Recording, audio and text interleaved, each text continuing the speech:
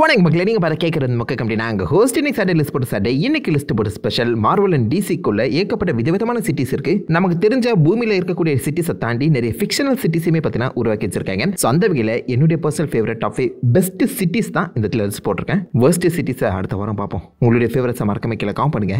Video ஆரம்பிச்சிடலாம். Number 5ல அட்டிலன், இன்ஹியூமன்ஸோட சிட்டின்னு சொல்லலாம்.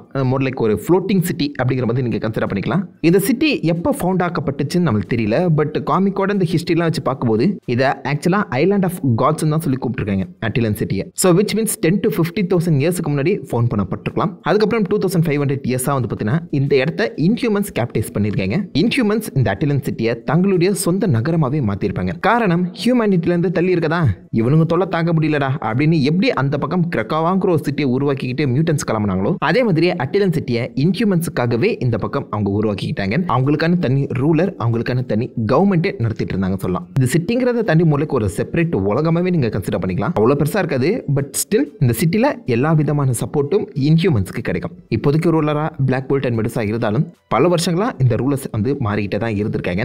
And இந்த சிட்டியோட ஸ்பெஷாலிட்டி என்னன்னு கேட்டீங்கன்னா, ஒரு பிரச்சனை வந்துச்சுன்னா மான் காராத்தே மாதிரி இந்த சிட்டியவே தூக்கிட்டு அவங்க கிளம்பிடுவாங்க. ஐ மீன் இந்த சிட்டிக்குன்னு ஒரு நிலையான இடம்ங்கிறது கிடையாது. எங்கெல்லாம் பிரச்சனை, எங்கெல்லாம் ஆபத்து வருதோ உடனே இந்த சிட்டியை அழகா தூக்கிட்டு கிளம்பி போயிடுவாங்க. பல இடங்கள்ல இந்த சிட்டி இருந்திருக்கு. ஹிமாலயஸ்லாம் இருக்க மாதிரி சொல்லுவாங்க. இப்போ லேட்டஸ்டா இந்த சிட்டி வந்து பார்த்தீங்கன்னா மூன் பேஸ்ல, அதாவது நிலவோட மறுபக்கம் டார்க் சைட்ல இருக்க மாதிரி சொல்லப்பட்டிருக்கு. அட்டிலன் சிட்டியோட அந்த இடம்ங்கிறத தொடர்ந்து உங்களால் மாற்றிக்கிட்டே இருக்க முடியும். கம்ப்ளீட்டாக ஒரு இடத்துல இருந்து இன்னொரு இடத்துக்கு ஷிஃப்ட் பண்ண முடியும். டெக்னாலஜிக்கலி அட்வான்ஸ்டான ஒரு சிட்டி தான். அண்ட் இன்ஹியூமன்ஸ்க்கான எல்லா சப்போர்ட்டும் இந்த சிட்டிக்குள்ள இருக்கும். இதே 5th பொசிஷன்ல நீங்க கிரக்காவாவையுமே சேர்த்துக்கலாம். மியூட்டன்ஸோட ஒரு புது சிட்டி. ஃபர்ஸ்ட் மியூட்டன்ஸுக்கான ஒரு செப்பரேட் இடமா இந்த பக்கம் நம்ம மேக்னெட்டோ ஜெனோஷாங்கிற ஒரு இடத்தை உருவாக்கி இருந்தாரு. அதுக்கப்புறம் இப்போதைக்கு புதுசாக அதை கிரக்காவான்னு சொல்லி பார்த்தீங்கன்னா மாற்றி அமைச்சிருக்காங்க. எப்படி பார்த்தாலும் ரெண்டுமே கிட்டத்தட்ட ஹியூமனிட்டிலேருந்து தள்ளி இருக்கக்கூடிய ஒரு சேஃப் செட்டில்மெண்ட்டாக தான் கன்சிடர் பண்ணப்படுது. இது ரெண்டுமே ஒன்னா சேர்த்து தான் எம்சியூக்குள்ள இன்ட்ரடியூஸ் பண்ண போறதா பேசிட்டு இருக்காங்க. ஏன்னா இன்ஹியூமன்ஸ் அண்ட் மியூட்டன்ஸ்ங்கிற கன்ஃபியூஷன் வரக்கூடாதுன்னு. ஸோ நீங்களும் இன்ஹியூமனாவோ மியூட்டன்ட்டாவோ இருந்தீங்கன்னா இந்த ரெண்டு சிட்டியில் ஒரு சிட்டியை சூஸ் பண்ணிக்கோங்க. மோஸ்ட்லி சேஃப் அண்ட் செக்யூர்டாக இருப்பீங்க.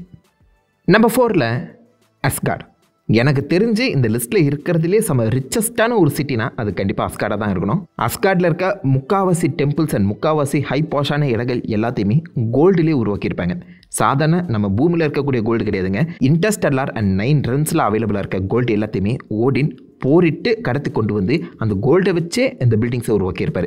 அஸ்கார்டில் ஏழ்மைங்கிற வார்த்தைக்கே இடம் கிடையாதுன்னு சொல்லலாம். இங்கே நீங்கள் வாழ்ந்தீங்கன்னா ராஜாமா தான் வாழ்வீங்க. ஒரு அமேசிங்கான ஒரு வண்டர்ஃபுல்லான லைஃப் உங்களுக்கு அஸ்கார்டில் கிடைக்கும். இங்கே இருக்கவங்க எல்லாருமே அஸ்கார்டியன்ஸ் சொல்லி கூப்பிடுவாங்க. Ruled by the royal family of Odin. Nepotism தான். டெமோக்ரஸிங்கிறதுக்கான இடமே கிடையாது. ஸோ கிங் சொல்கிறது மட்டும்தான் இந்த இடத்துல வேதவாக்கு. அண்ட் கிங்கோட வம்சாவளியில் இருக்கவங்க மட்டும்தான் இந்த இடத்த ரூல் பண்ண முடியும். பட் அதில் ஒரு நல்ல விஷயம் கேட்டிங்கன்னா, அந்த ராயல் ஃபேமிலியில் இருக்கவங்க எல்லாருமே கடவுள்கள், லிட்ரல் காட்ஸ். அவங்களால வரத்தை கொடுக்க முடியாது. பட் இருந்தாலும் மக்களுக்கு நல்ல பாதுகாப்பு கொடுக்க முடியும். அஸ்கார்டில் இருக்க வரைக்கும் மோஸ்ட்லி எல்லாருமே சேஃப் அண்ட் செக்யூர்டாக தான் இருப்பாங்க. இங்கிருந்து உங்களால் மற்ற 9 ரன்ஸுக்குமே போயிட்டு வரக்கூடிய அளவுக்கு பைஃப்ராஸ்ட் பிரிட்ஜுமே இருக்குது. வேற எந்த ஒரு சிட்டிக்குமே இல்லாத ஒரு ஸ்பெஷாலிட்டி. பைஃப்ராஸ்ட் பிரிட்ஜை யூஸ் பண்ணி 9 ரன்ஸில் நீங்கள் எங்கே வச்சு போயிட்டு வரலாம். ஸோ பவர்ஃபுல்லான கடவுள்கள் இருக்காங்க. இந்த இடத்துல நீங்கள் தங்கினீங்கன்னா சந்தோஷம் மட்டும்தான் மிஞ்சம். அவுட்டர் ஸ்பேஸில் வர இருக்குது. அண்ட் அவங்களுக்கு உண்டான மேஜிக் அண்ட் டெக்னாலஜி வேற இந்த இடத்துல அதிகமாக இருக்குது. அந்த காரணத்தினால இது உங்கள் கண்ணுக்கு ஒரு பர்ஃபெக்ட் சிட்டியாக தெரியும். பட் இந்த சிட்டியில் ஒரு மேஜர் ஃப்ளா இருக்குது.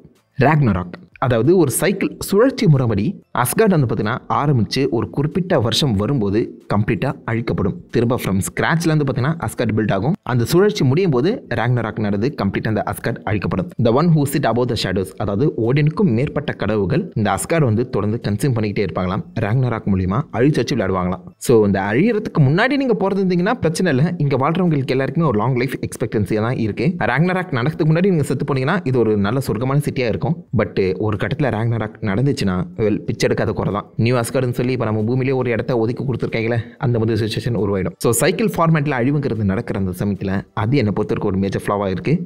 அந்த ஒரு காரணத்தினாலே அஸ்காரை நம்ம ஃபாலோ பண்ணுறேன். அண்ட் நம்ம 3ல இருக்கிறது நிறைய பேரோட ஃபேவரட் சிட்டியாக இருக்கும் நம்புகிறேன். அட்லாண்டிஸ். மார்வல் அண்ட் டிசி ரெண்டுத்திலுமே அட்லாண்டிஸ் இருக்குது. எம்சியூக்குள்ள அதை டெலகாம் சொல்லி மாற்றி வச்சிருப்பாங்க. பட் எப்படி பார்த்தாலும் ரெண்டுத்துலையுமே இருக்கிறது அட்லாண்டிஸ். ஸோ டிசி சைடில் ரூலராக இப்போதைக்கு அக்வாமேன் இருக்காரு. அண்ட் மார்வல் சைடில் ரூலராக ஆப்வியஸாக நம்ம நேமோர் இருக்காரு. இந்த அட்லாண்டிஸ்ங்கிறது பூமியில் இருந்ததுலேயே செம அட்வான்ஸ்டு டெக்னாலஜியை வளர்த்த மேஜிக்கை இன்டியூஸ் பண்ண ஒரு வித்தியாசமான சிட்டி. ஒரு கட்டத்தில் இந்த சிட்டி வந்து பார்த்தீங்கன்னா தண்ணிக்கடியில் மூழ்க அங்கே இருக்க மக்கள் எல்லாருமே தண்ணிக்கடியில் ஏற்ற மாதிரி அடாப்ட் ஆகியிருப்பாங்க. அவ்வளோ அடி ஆழத்துலையும் டெக்னாலஜிக்கும் சந்தோஷத்துக்கும் அட்லாண்டிஸில் எந்த ஒரு பஞ்சமுமே கிடையாது. அண்ட் அட்லாண்டிஸ் என்ன கேட்டிங்கன்னா ஒரு சேஃப் அண்ட் செக்யூர்டான ஒரு சிட்டி தான். ஏன்னா வெளி பக்கத்துலேருந்து எந்த ஒரு அட்டாக்கும் வராது. ஹியூமனிட்டிலேருந்து தப்பிச்சு பிழைச்சி ஒரு ஓரமாக தான் இருக்குது. அட்வான்ஸ்மெண்ட்டும் அதிகமாகவே இருக்குது. தேவையான எல்லா விஷயங்களும் உங்களுக்கு இந்த அட்லாண்டிஸில் கண்டிப்பாக கிடைக்கும். அண்ட் என்ன கேட்டிங்கன்னா காமிக்கில் அதிகமாக டேமேஜ் ஆகாத ஒரு சிட்டின்னு பார்க்கும்போது அட்லாண்டிஸ் தாங்க சொல்லணும். உள்ள இருக்க மக்கள் அந்த நகரத்துக்கு ஏற்ற மாதிரி இவால்வ் ஆகியிருப்பாங்க. அட்லாண்டிஸ் 7 கிங்டம்ஸாக பார்த்தீங்கன்னா பிரிச்சிருக்கும். அப்போ யோசிச்சு பாருங்க எந்த அளவுக்கு ஒரு பெரிய இடம் அட்லாண்டிஸ்னு. மார்வல் அண்ட் DC ரெண்டுத்தையுமே சேர்த்து தான் சொல்கிறேன். ஒரு மிக பிரம்மாண்டமான இடங்க. முதலுக்கு ஒரு கான்டினென்ட் மாதிரி இந்தியா மாதிரி கன்சிடர் பண்ணிக்கலாம். சிட்டிங்கிறத தாண்டி அது ஒரு கண்ட்ரி. தேவையான எல்லா வளங்களும் கடலுக்கு அடியில் உங்களுக்கு கிடைக்கும். அண்ட் ஆப்வியஸாக அங்கே நீங்கள் பல வருஷங்கள் வாழ்ந்துட்டு இருந்தீங்கன்னா மியூட்டேஷன் மூலிமா அந்த இடத்துக்கு ஏற்ற மாதிரியும் அடாப்ட் ஆகிருப்பீங்க. என்ன கேட்டிங்கன்னா அட்லாண்டிஸில் சந்தோஷத்துக்கு பஞ்சம் இல்லைன்னு தான் சொல்லணும். அண்ட் பல ட்ரேடிங்குமே நடக்கிற மாதிரி சொல்லியிருப்பாங்க. ஸோ தரையில் இருக்கவங்களோட தண்ணியில் இருக்கவங்க சூப்பர் அட்வான்ஸ்டாக மாறி இருப்பாங்க.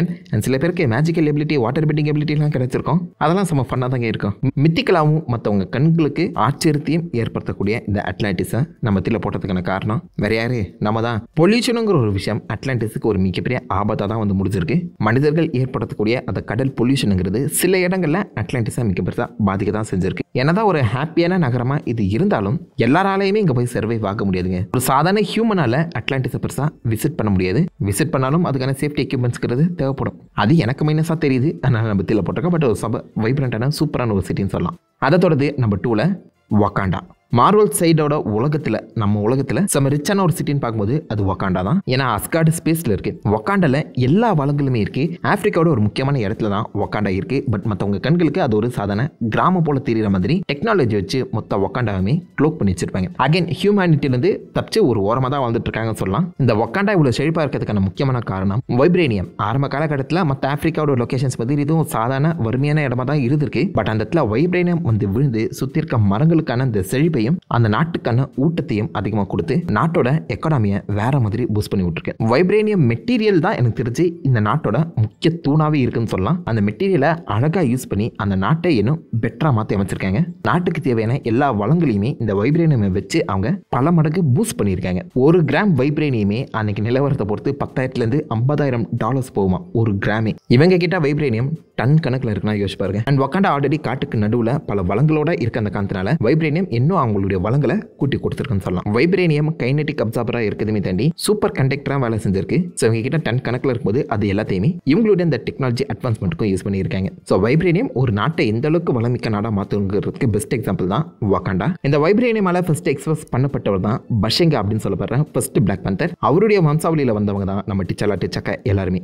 அவர் தான் ஃபர்ஸ்ட் வைப்ரேனியனுக்கு எக்ஸ்போஸ் ஆயிருக்க அந்த சமயத்தில் அந்த ராயல் ஃபேமிலியில் மட்டும்தான் இந்த ஸ்பெஷல் பவர் கொடுக்கக்கூடிய அந்த ஹார்ட் ஷேப் ஹர்பை வந்து பார்த்தீங்கன்னா ஜீரணிக்கவே முடியுமா. ஸோ ஒன்லி அந்த ராயல் ஃபேமிலிஸ் கிட்ட மட்டும் தான் அந்த டைஜஷன் எபிலிட்டியே இருக்கு. அதனால தான் அந்த வம்சாவளியில் இருக்கவங்க இந்த நாட்டை ரூல் பண்ணுறதையுமே தாண்டி பிளாக் பேந்தர்ஸாகவும் இருக்காங்க. அகைன் ஒரு சூப்பர் எக்ஸாக்டிக்கான ஒரு இடம். மற்ற நாடுகள்லேருந்து பிரிப்பட்டு இருக்க அந்த காரணத்தினால சேஃப்டிக்கும் ஒரு ஹையஸ்ட் ப்ரையாரிட்டி இருக்குது. ஸோ நீங்கள் சேஃப் அண்ட் செக்யூர்டாக பூமிக்குள்ளே எங்கே தங்கணும்னு ஆசைப்பட்டீங்கன்னா வக்காண்டாக்கு போயிடலாம். அண்ட் ஃபைனலி நம்பர் 1 பொசிஷன் வந்தாச்சு. கண்டிப்பாக கான்ட்ரவர்சியாக இருக்கும்னு நினைக்கிறேன். வக்காண்டாவோட பெஸ்ட் சிட்டி எதுன்னு கேட்பீங்க. என்ன கேட்டிங்கன்னா அது மெட்ரோபாலிஸ் தாங்க. சிட்டி ஆஃப் டுமாரோன்னு சொல்லப்படுற நம்ம சூப்பர்மேன் கீழே இருக்கக்கூடிய மெட்ரோபாலிஸ். ஒரு சிட்டி எப்படி இருக்கணும்னு நீங்கள் நினைக்கிறீங்களோ அப்படி இந்த சிட்டி இருக்குங்க.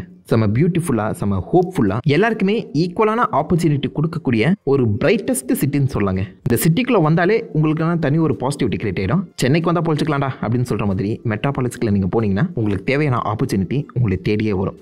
சிட்டி ஆஃப் டுமாரோன்னு சும்மானு சொல்லலை, தொடர்ந்து அட்வான்ஸ் ஆகிக்கிட்டே இருக்கும். மற்ற நாடுகள் கூட ஒரு கனெக்ஷன்லேயே இருக்கும். உங்களுக்கு இந்த சிட்டி பிடிக்கலன்னா கிளம்பி போயிடலாம். பட் எப்படி போனாலும் நீங்கள் கடைசியாக இந்த சிட்டிக்குள்ளே தான் வருவீங்க. ஏன்னா மற்றவங்களை காட்டிலும் இந்த சிட்டி உங்களுக்கான ஒரு நம்பிக்கையை கொடுக்கும். உங்களை இம்ப்ரூவ் பண்ணிக்கிறதுக்கான ஒரு ஆப்பர்ச்சுனிட்டியை கொடுக்கும். டெக்னாலஜிக்கலாகவும் சில இடங்களில் அட்வான்ஸ்மெண்ட்டாக இருக்குது. அதே சமயத்தில் த பவர்ஃபுல் சூப்பர்மேனோட கட்டுப்பாட்டிலையுமே இருக்குது.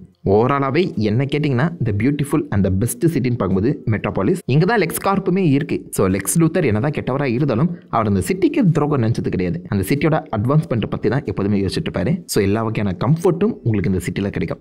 ஆப்வியஸாக சில இடங்கள்லாம் இந்த வில்லன்கள் உள்ள பூந்து அட்டகாசம் பண்ண தான் செய்வாங்க. பட் அதை தாண்டி இங்கே வாழ்கிற மக்களுக்கு எல்லா வகையிலுமே ஈக்குவலான பிளே கிரவுண்ட் அந்த சிட்டி இருக்காங்கனால எனக்கு பர்சனல் ஃபேவரட் மெட்ரோபாலிஸ் தாங்க. ஸோ இந்த சிட்டிஸ்க்குள்ளே உங்களுக்கு எங்கேயாவது தங்குறதுக்கு ஆப்பர்ச்சுனிட்டி கிடைச்சிச்சுன்னா எங்கே போவீங்க? உங்களுடைய ஃபேவரட் சிட்டிஸ் என்னங்கிறத மறக்காம காம் பண்ணிட்டு அந்த லைக் பண்ணி தட்டி விடுங்க. நான் உங்களை நல்ல ஒரு ஆசமான வீடியோ மீட் பண்ணுறேன். Have fun guys. வாட்டா.